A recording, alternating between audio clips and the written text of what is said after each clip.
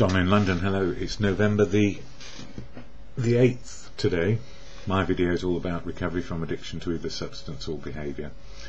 My addictive substance, alcohol, my behaviour could be equally addictive around people, places and things, distorted and tormented by drink and trying to be whatever I thought I ought to be to fit in family, society, community, you name it.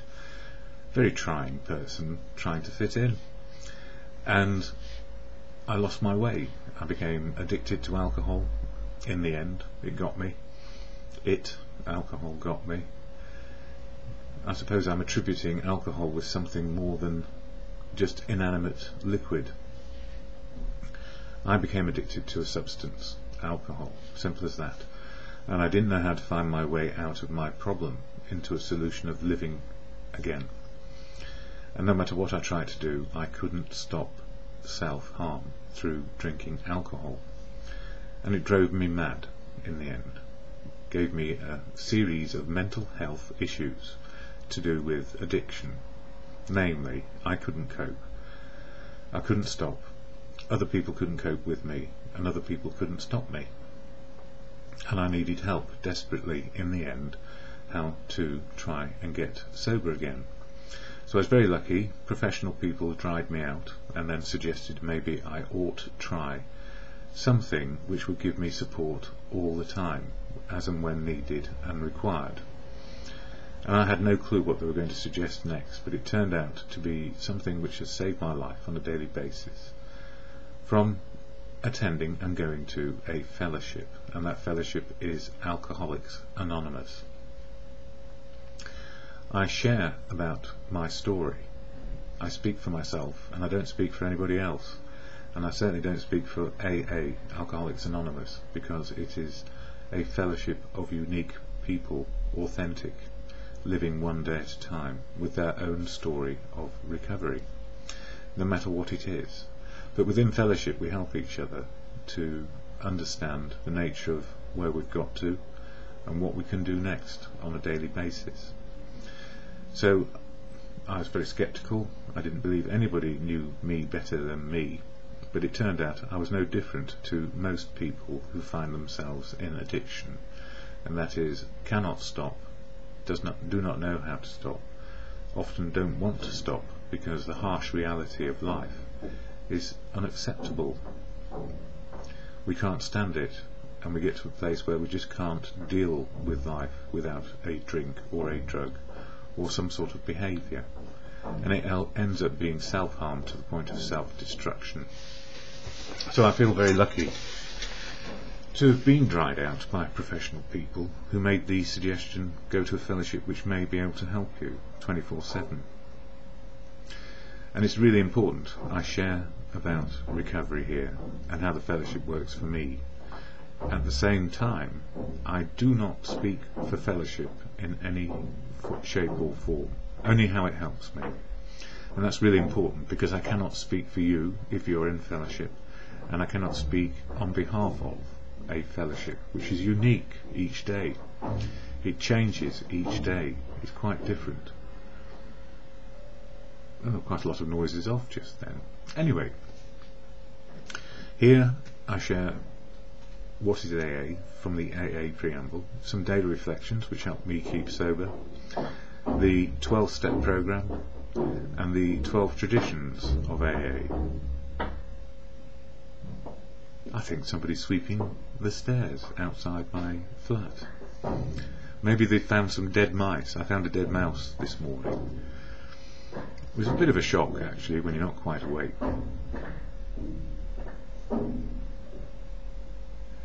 Noise is off. So, what is AA is on this little card here, which I share. I share from this book, Daily Reflections, which is an AA fellowship book full of 1 page a day reflections, which are about the 12 steps for me as an individual, 12 steps of action to keep healthy. And the good news is, as we go along, there are just maintenance steps, but every step is important. 12 steps of learning life again. Not to be an AA person with 12 steps at their disposal, but to be a human being living life with a set of new tools to help me keep sober one day at a time. And the most important part of it is fellowship, simply fellowship. So I'm going to start with the AA preamble, which really just illustrates what hopefully you find when you go to meetings, but it's not always the case, because we're human beings too, so we're just making progress. And sometimes we go to a meeting, we think, my God, I could have done with not going to that meeting, but then I realise what is disturbing me about this meeting. It can be the behaviour of other people, or my expectations of the meeting are too high, but it's not perfect for me. It may have been perfect for everybody else, but it was only halfway perfect for me, and that was last night. And that's how it ought to be. We ought to be able to realise that it's never going to be all our way and plain sailing. Because if it was, what would be the point? If life was just utterly perfect all the time, it wouldn't be utterly perfect at all. It would be just humdrum with nothing. I think the perfect life is imperfectly perfect. That is, we can't predict it too well, and we can only do what we can do. So here's the AA preamble, which helps me understand what fellowship can do and what it can't do. And I'm still suffering from shock, having looked to my left down on the floor as I was about to stand up, to see this poor little mouse dead, brown bread dead. So it has impacted on my psyche. I took some photos to send to the mouse person who comes to help me with my mouse problem. Apparently I'm the only person in the block with a mouse or two, and apparently that's because there are gaping holes where the pipes come in and out of my flat.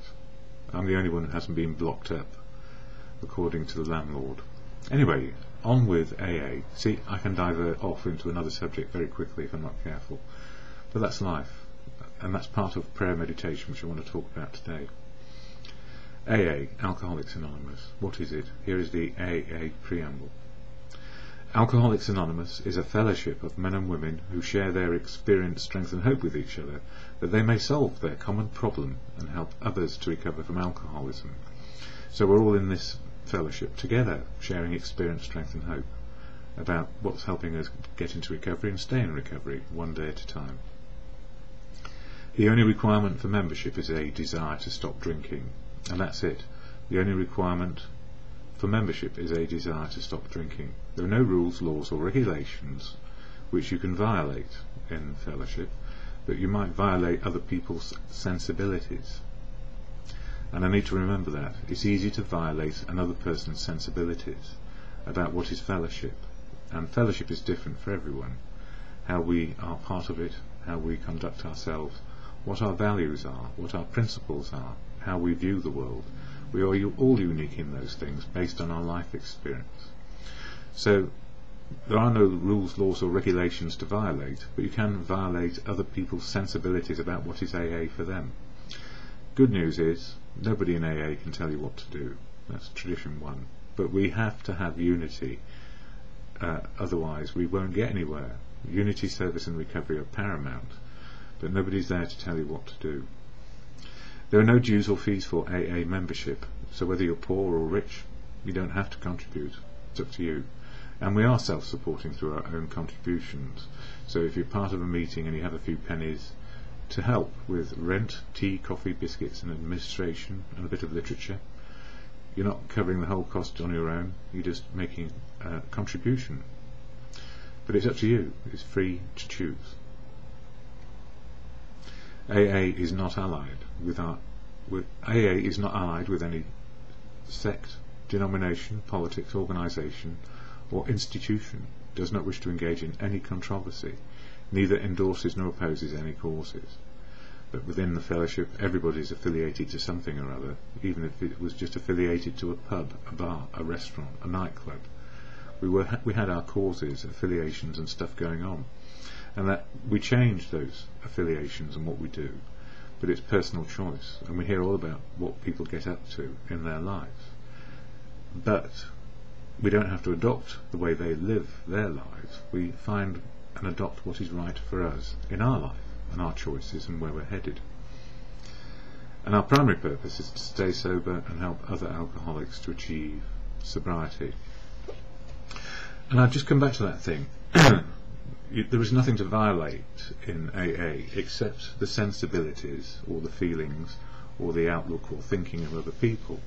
So just because we have a different outlook, thinking and set of sensibilities, we're allowed to have them. So the violation of another person's view is as bad as it gets. The good news is we're not here to try and make ourselves fit another person's perspective in fellowship.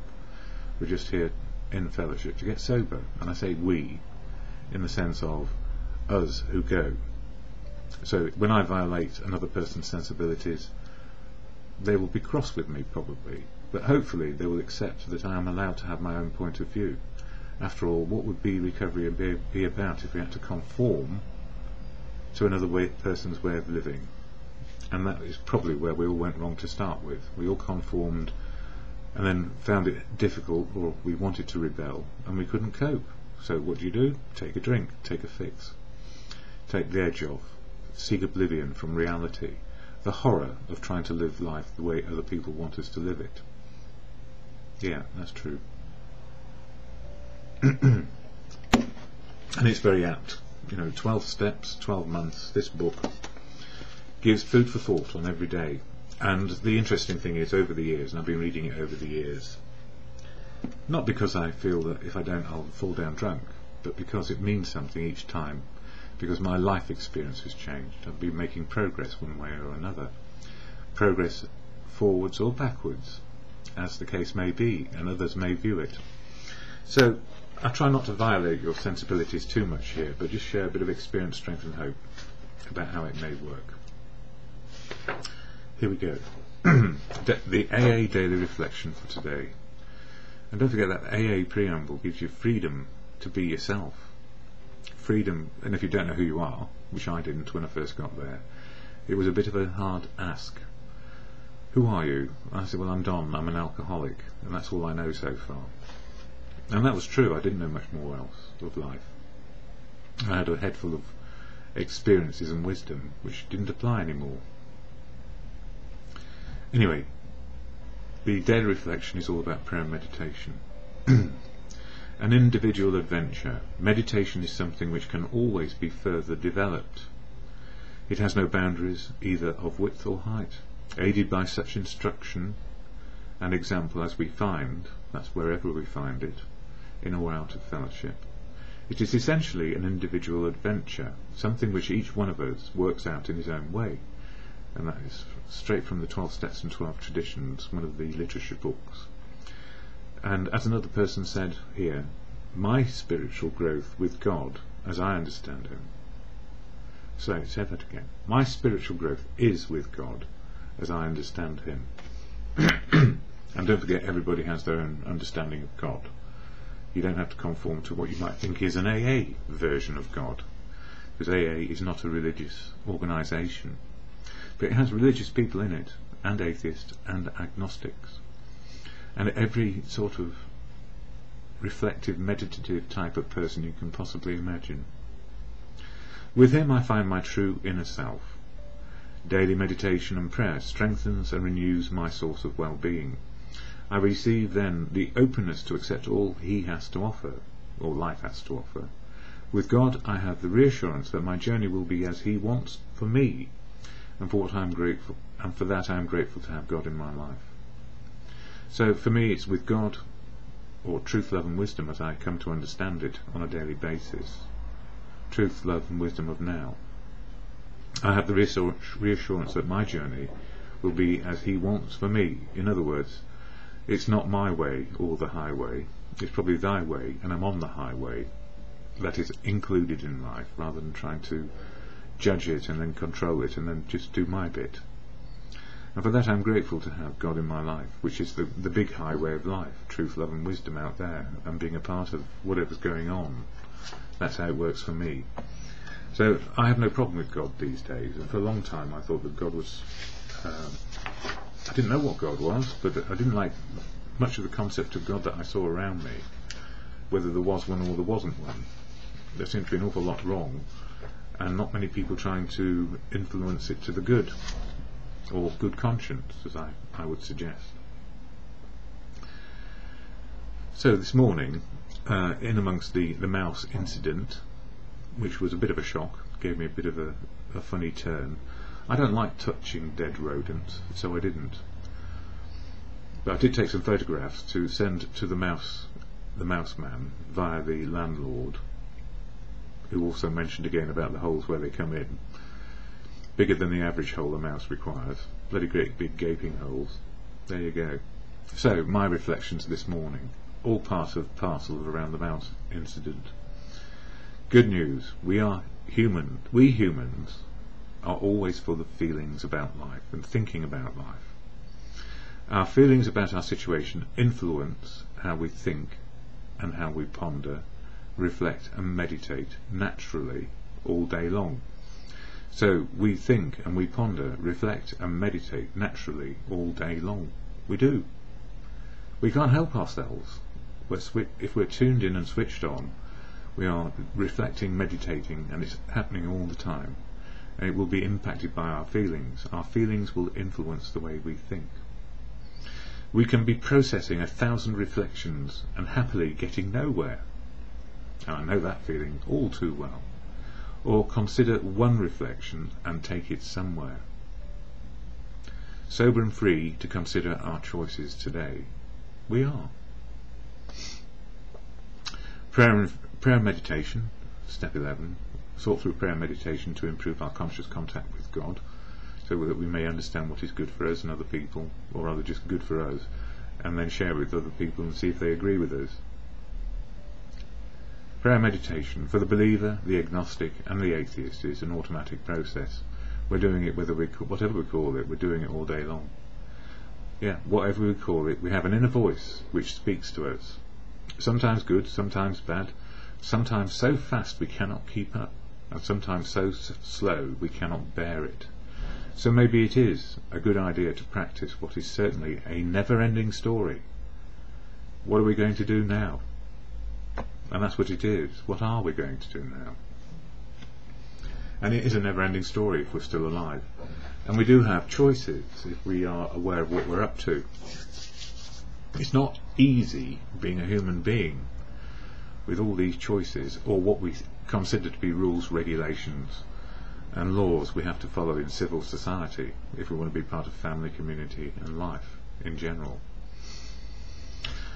So, coming back to the AA preamble, the reason why I emphasised it again this morning, there are no rules, laws or regulations to violate, but I can violate your sensibilities around your understanding of fellowship.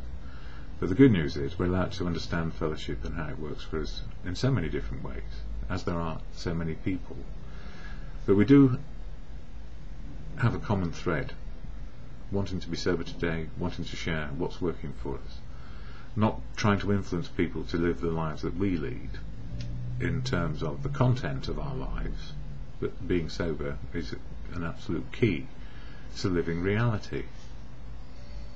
But I can violate your sensibilities because you will hopefully see it a different way, your way, and within that we can agree to disagree.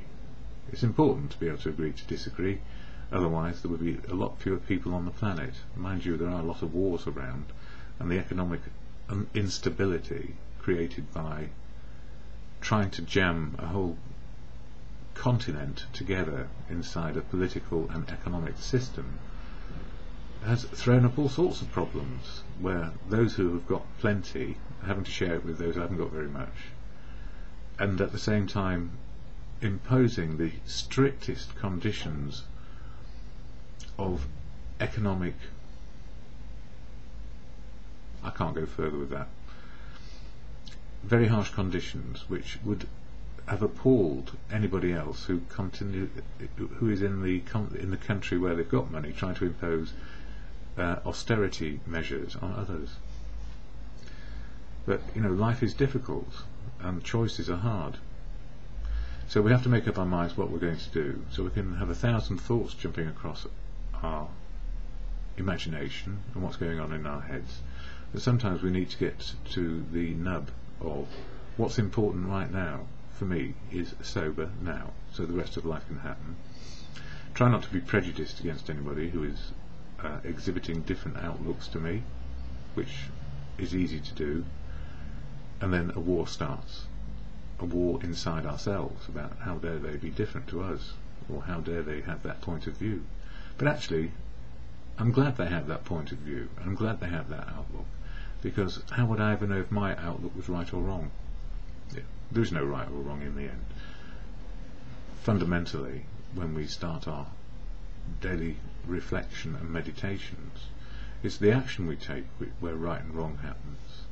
It's right for me to be sober, it'd be wrong for me to have a drink, because it then upsets the apple cart in so many ways. So I prefer sobriety and living life as it is, one day at a time. The serenity prayer, which helps me in any moment when I may feel like life is going down the drain, or life is getting so impossibly good, joyful, I don't know what to do with myself. Well, the simple answer is not go to a pub or a bar, or indulge in alcohol. Sober life may work today. It may not be perfect. In fact, if it were perfect, I wouldn't want to be here. Imperfectly perfect is so good. I hope it lasts a long time. Just for today, though, will do nicely, thank you. So the serenity prayer can do. I can change me, my attitudes and behaviour. Can't do. I can't change you, your attitudes or behaviour. Thank goodness. Keep your own counsel and your powder dry, as they say. To God, or in good conscience, the serenity prayer. God, grant me the serenity to accept the things I cannot change, courage to change the things I can, and the wisdom to know the difference in the moment, imperfectly perfect moment, and just for today.